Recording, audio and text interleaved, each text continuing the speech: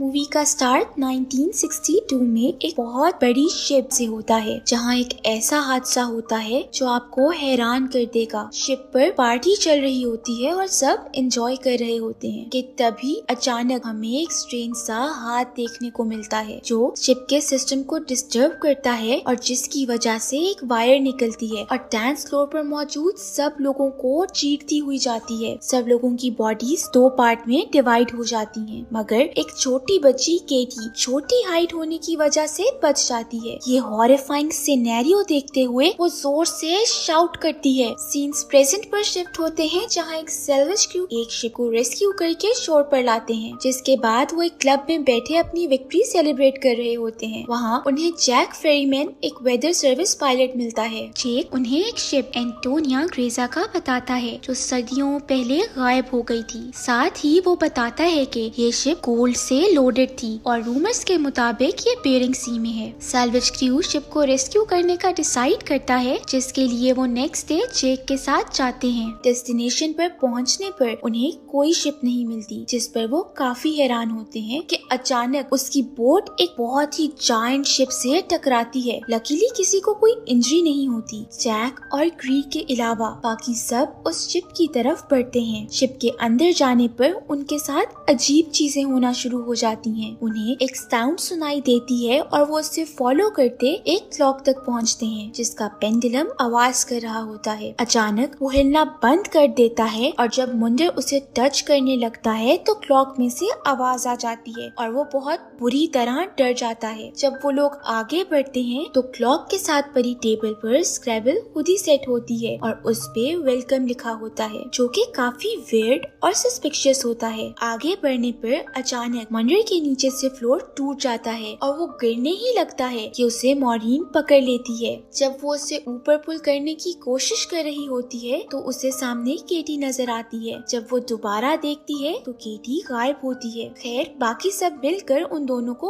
ऊपर पुल कर लेते हैं, मगर ये सब मॉरीन के लिए काफी शॉकिंग होता है। बोट को सर्च करते हुए डॉज को एक डिजिटल वॉच मिलती है। हैरानी की बात ये है कि 1962 में तो डिजिटल वॉचेस होती ही नहीं थी। मर्फी इस चीज को ये कंक्लूजन देके कवर कर देता है कि शायद उनसे पहले भी कोई इस शिप को कॉन्कर कर चुका है। शिप का मैनुअल लेके वो लोग वापस अपनी बोट पर चले जाते हैं। रात जब मॉरीन अकेली होती है तो जेक उसके पास जाता है, जहां मॉरीन बताती है कि उसने शिप पर एक बच्ची देखी थी। जेक इसे मॉरीन का हेलुसिनेशन बताते हुए उसे आराम करने का कहता है। नेक्स्ट मॉर्निंग क्रू को पता चलता है कि शिप में एक बहुत बड़ा होल है और वो सिंक कर रही है। सब मिलके उसे 3 डेज में रिपेयर करके अपने साथ ले जाने का डिसाइड करते हैं, जिसके बाद वो फौरन काम पे लग जाते हैं। मॉरीन एक्सप्लोर करते हुए स्विमिंग पूल एरिया में जाती है, जहाँ स्विमिंग पूल के अंदर उसे बुलेट शेल्स देखने को मिलती हैं, जो उसे थोड़ा डिस्टर्ब कर देती हैं। वो वापस ऊपर की तरफ जा रही होती है कि उसको फिर से केटी नजर आती है और वो डर के नीचे गिर जाती है, जिससे उसका सर जोर से लगता है और ब्लीडिंग भी होती है। जब वो उठती है तो स्विमिंग पूल उसका ब्लड अब्सॉर्ब कर लेता है। उसे अपने सामने केटी की जगह जेक मिलता है, जो उसे वहाँ से निकाल के ले जाता है। उनके पीछे से हम देखते हैं कि स्विमिंग पूल ब्लड से भर गया है और उसके अंदर डेड बॉडीज हैं, जो काफी स्केरी होता है। वहीं दूसरी तरफ मर्फी शिप के कैप्टन का रूम एक्सप्लोर कर रहा होता है, जब उसे वाइन का ग्लास नजर आता है। मर्फी सिप लेने के लिए ग्लास उठाता है तो सामने मिरर में उसे कैप्टन वाइन पीता नजर आता है, जिससे वो बहुत डर जाता है और वाइन का ग्लास उसके हाथ से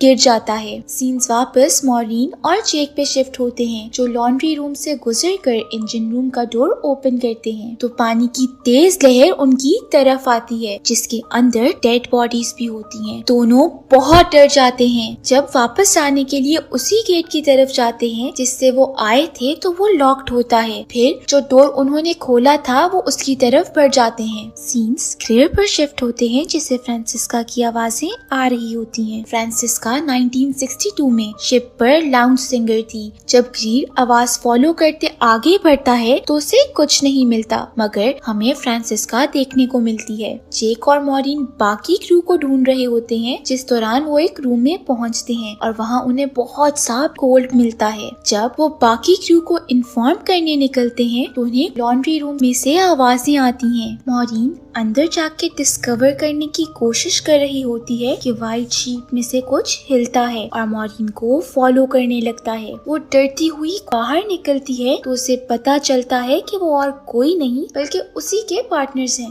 मॉरिन सारे क्रू को लेके गोल्ड के पास पहुंचती है जो कि बहुत ज्यादा होता है, जिसके बाद ये सब डिसाइड करते हैं कि इस शिप को यहीं छोड़ के बस गोल्ड लेके यहाँ से जितनी जल्दी हो सके निकल जाएंगे। फिर वो सब गोल्ड को अपनी बोट में लोड करना शुरू हो जाते हैं। जब सैंटोस बोट स्टार्ट करने के लिए इंजन साफ कर रहा होता है तब खुद से ही सिलेंडर ऑन हो जाता है। ये सब केटी देख रही होती है और वो मॉरिन को वार्न करने की भी कोशिश करती है मगर कोई उसे आकर रोक देता है। फिर बोट स्टार्ट कर देता है जिससे ब्लास्ट होता है और सैंटोस जलकर मर जाता है और ये सब इसी शिप पर स्टक हो जाते हैं। मॉरिन को अब और कुछ नहीं बल्कि केटी वाली मिस्ट्री सॉल्व करनी है, जिसके लिए वो उसे ढूंढने लग जाती है और फाइनली उसे केटी का रूम मिल जाता है। वहीं दूसरी तरफ डॉज और मंडर को किचन में खाना मिलता है जो पहले तो बहुत टेस्टी लगता है, लेकिन कुछ ही टाइम में उन्हें रियलाइज होता है कि वो इंसेक्ट्स खा रहे हैं, जिससे वो बहुत डर जाते हैं और वॉमिट कर देते हैं। मॉरिन जब केटी का रूम एक्सप्लोर कर रही होती है तो उसे वहाँ केटी की बॉडी लटकी हुई नजर आती है जो कि अब स्केलेटन में बदल चुकी होती है। मॉरिन बहुत डर जाती है। वहीं दूसरी तरफ ग्रीड के साथ कुछ बहुत ही वियर्ड होता है। वो जिस रूम में होता है वहाँ अचानक सब चेंज होने लग जाता है और वापस 1962 में बदल जाता है जब वो शिप बिल्कुल ठीक थी और सब पार्टी कर रहे थे। ये सब देख के ग्रेयर को कुछ समझ नहीं आता और वो शॉक हो जाता है। सीन्स मर्फी पे शिफ्ट होते हैं जो कैप्टन के रूम में अफसरदा बैठा होता है कि अचानक उसके पास पड़ी वाइन की बोतल हिलने लगती है। मर्फी के सामने कैप्टन बैठा होता है जो उसे वाइन देता है। मॉरिन केटी की डेड बॉडी से नेकलेस उतार के देख रही होती है कि जब पीछे से केटी की रूह आ जाती है। जब मॉरिन नेकलेस उसके हाथ में देती है तो वो उसके हाथ के बीच से निकल जाता है, जिस पर मॉरिन के अंदर जो थोड़ी सी होप थी वो भी टूट जाती है। मॉरिन को यकीन हो जाता है कि केटी सच में एक गोस्ट है। सीन्स वापस मर्फी पे जाते हैं जहाँ कैप्टन उस पे बहुत शॉकिंग चीजें रिवील करता है। मर्फी को पता चलता है एक लॉरेलाई नामी शिप का जिसका गायब होना आज तक एक मिस्ट्री है। उस शिप को एंटोनियो गाजा ने रेस्क्यू किया था और वो सारा गोल्ड भी लॉरेलाई शिप का था। जिस दिन एंटोनियो गाजा ने लॉरेलाई को रेस्क्यू किया था उसके ठीक 2 दिन बाद एंटोनियो गाजा डिसअपीयर हो गई। कैप्टन मर्फी को एक पिक्चर दिखाता है जिसको देख के मर्फी का रंग उड़ जाता है। अब वो पिक्चर किसकी है ये हमें आगे पता चलेगा। केटी मॉरिन को बताती है कि वो और इस शिप पर मौजूद बाकी लोगों की सोल्स यहाँ हॉस्टेज हैं और जो ये सब कर रहा है जब तक वो अपना कोटा पूरा नहीं कर लेता कोई भी यहाँ से नहीं निकल सकता। इससे पहले कि केटी आगे कुछ बताती रूम की वॉल्स पे कुछ आना शुरू हो जाता है और केटी बहुत डर जाती है। वो मॉरिन को वार्न करती है कि जितनी जल्दी हो सके वो शिप छोड़कर चली जाए और वो अभी भी ऐसा कर सकती है। उतनी देर में केटी गायब हो जाती है और उन्हें बस उसकी स्क्रीमिंग सुनने को मिलती है। मर्फी जो कि अब सब जान चुका है मॉरिन को ढूंढ रहा होता है ताकि वो शिप से जल्द अज जल्द निकल सके, मगर उसे अपने सामने सैंटोस की जली हुई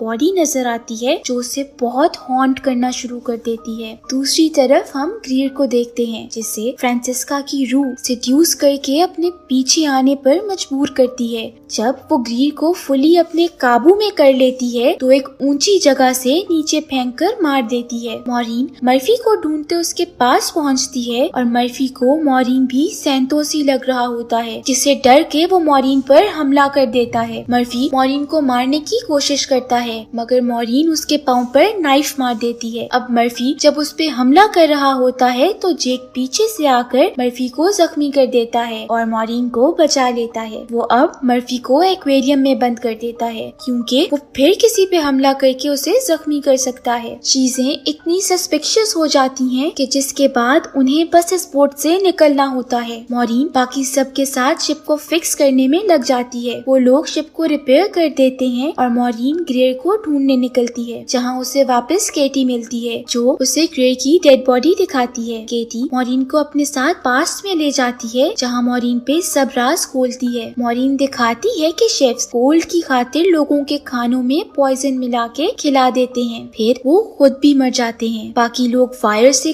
कट होके मर जाते हैं और कुछ को शिप के वर्कर्स फायरिंग करके मार देते हैं और केटी को उसके रूम में लटका के मार देते हैं। ये सब किस लिए? ऑब्वियसली गोल्ड के लिए है। जब वो गोल्ड तक पहुंचते हैं तो फ्रांसिस्का एक वर्कर को मैनिपुलेट करके बाकी सबको मरवा देती है और एंड पे उस वर्कर को खुद मार देती है, जिसके बाद एंट्री होती है विलन की, जो फ्रांसिस्का को भी एक हुक से लटका के मार देता है। जब मॉरीन को उसका फेस नजर आता है तो वो शॉक में आ जाती है। वो आदमी और कोई नहीं बल्कि जेक होता है जो उन्हें इस शिप के पीछे लाया होता है। मगर वो ये सब कर क्यों रहा होता है? इस सब के फौरन बाद मॉरीन को मर्फी का ख्याल आता है, लेकिन जब वो वहाँ पहुँचती है तो मर्फी पहले ही एक्वेरियम में पानी जमा होने की वजह से मर चुका होता है और उसके हाथ में जेक की पिक्चर होती है जो उसे कैप्टन ने दिखाई होती है। मॉरीन डॉज को जेक पे नजर रखने का कह के मंडर को ढूंढने चली जाती है। वहीं दूसरी तरफ कोई फोर्स मंडर को शिप की मशीन में खींचती है और वो भी पीसेस में बदल कर मर जाता है। पाइप्स में ब्लड आता है और ये देखकर मॉरीन को पता लग जाता है कि मंडर की भी डेथ हो गई है। सीन्स जेक और डॉज पे शिफ्ट होते हैं जहाँ जेक के प्रोवोक करने पर डॉज को गुस्सा आ जाता है और वो शॉटगन से उसे शूट कर देता है, जिसके बाद वो जेक को डेड समझ के वहाँ से निकल जाता है। वहीं दूसरी तरफ मॉरीन शिप में बॉम्ब फिट कर देती है। डॉज उसके पास पहुँचता है और उसे वो ब्लास्ट करने से रोकता है, मगर मॉरीन अब कुछ सुनने के मूड में नहीं होती। कोई रास्ता नजर न आने पर अचानक डॉज फेस चेंज करता है और हम पे रिवील होता है कि वो जेक है। जेक उसे कहता है कि मैं तुम्हारी तरह एक सैल्वेजर हूँ, तुम बोट जमा करती हो और मैं सोल। यही मेरी जॉब है जो मुझे एक लाइफ टाइम सिन के बदले मिली है। अगर ये बोट डिस्ट्रॉय हो गई तो मेरी मैनेजमेंट खुश नहीं होगी, इसीलिए वो उसे शिप ब्लास्ट करने से रोक रहा होता है। मॉरीन के ना सुनने पर जेक उस पे हमला कर देता है। मॉरीन एरो पकड़ के जेक की लेग में मारती है और फिर वही एरो से बॉम्ब के रिमोट पे निशाना लगा के बोट से छलांग लगा देती है। सारी बोट ब्लास्ट होके डिस्ट्रॉय हो जाती है। मॉरीन को बाहर का रास्ता नहीं मिल रहा होता, तभी केटी आकर उसकी मदद करती है और उसे बाहर का रास्ता दिखाती है। बाहर निकलकर मॉरीन देखती है कि सब सोल्स फ्री हो गई हैं और अपनी नेक्स्ट लाइफ के लिए जा रही हैं। मॉरीन एक बॉक्स की मदद से फ्लोट करती रहती है और कुछ आगे जाने पर एक रेस्क्यू टीम उसे बचा लेती है। लास्ट सीन्स में हम देखते हैं कि मॉरीन को एम्बुलेंस में शिफ्ट करते हैं तो वो देखती है कि जेक जिंदा है और वो गोल्ड को एक और शिप में शिफ्ट कर रहा है, जिसके बाद मॉरीन डरी हुई हालत में जोर से शाउट करती है और मूवी एंड हो जाती है।